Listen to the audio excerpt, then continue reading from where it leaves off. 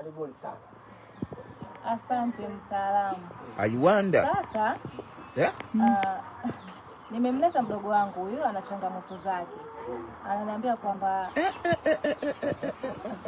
mganga ana masiara mzoe. Aiwanda.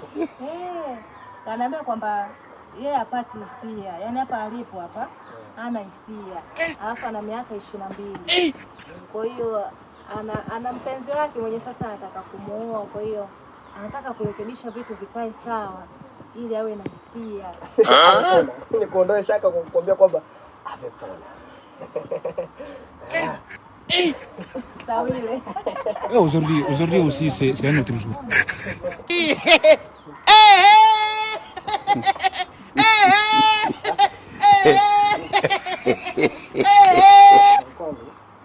Kanga nyeupe.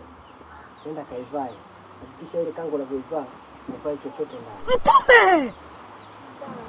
Sawa. Michezo ya mtaalamu.